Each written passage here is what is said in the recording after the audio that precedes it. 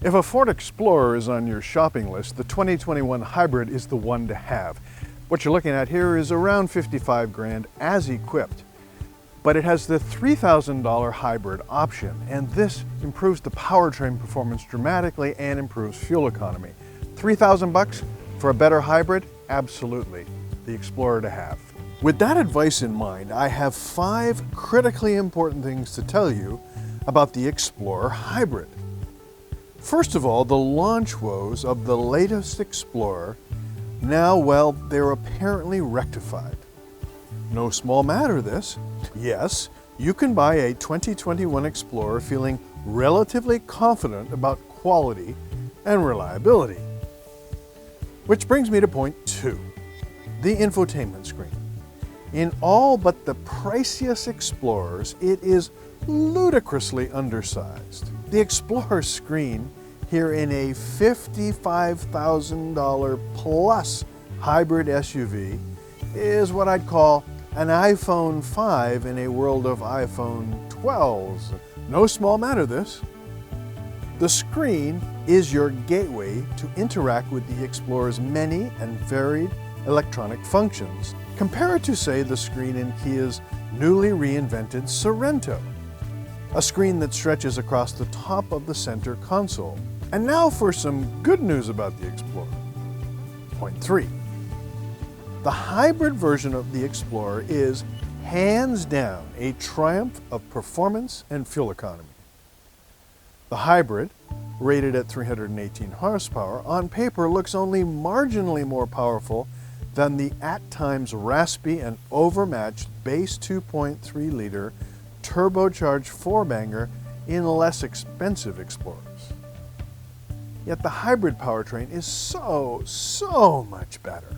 In real-world driving, the hybrid delivers smooth, seamless power and is particularly attractive for those who tow.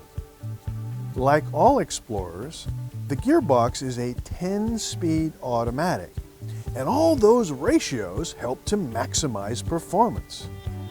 Fuel economy is pretty good, and you need fill up only on regular. On to point 4, and it's not good news. You see, the second row bucket seats are abysmal. They are undersized, poorly padded, and worse, they are not elevated in the theater style that helps with forward visibility and minimizes car sickness. As for the third row, this is a small space involving little people who are as flexible as a Cirque performer. Thankfully, they flop down easily with quick access from the rear through a hands-free tailgate that I absolutely love. Finally, point 5, design. Here, Ford thoroughly nailed things. This is a strong look, very consistent with the Explorer's long and successful heritage, but modern and tidy in its shapes and proportions. Heritage? You bet. Take a look.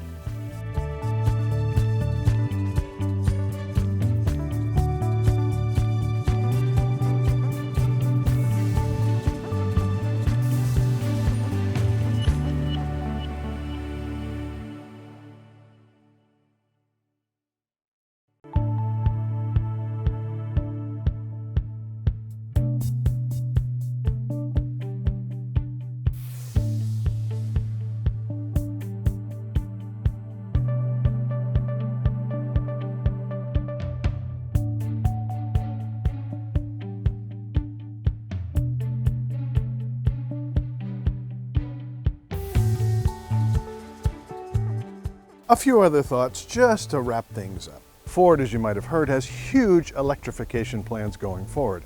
In Oakville, the assembly line is going to build electric vehicles based on an investment of nearly 2 billion Canadian dollars. This is a big deal for Ford, and frankly, it's about time.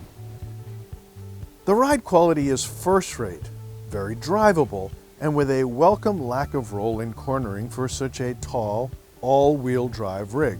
And kudos to Ford for its Co-Pilot 360 system, with all its standard driver assist features, which in my sample rig included adaptive cruise control, a must for long trips, and voice-activated navigation. Something I just do not understand is how Ford could go with such a small touchscreen. I mean, this is smaller than your average iPad or tablet of any kind. And the back seats, these little buckets in this particular tester model, well, they're fine for kids, but they are low, which means kids in the back are most likely going to get car sick because they can't see out going forward. Look, the Explorer is not a cheap ride. The least expensive version in Canada runs in the mid-40s, and my tester here, the XLT Hybrid, another $10,000 on top of that. Nonetheless, I think the Hybrid is worth every penny if you want an Explorer.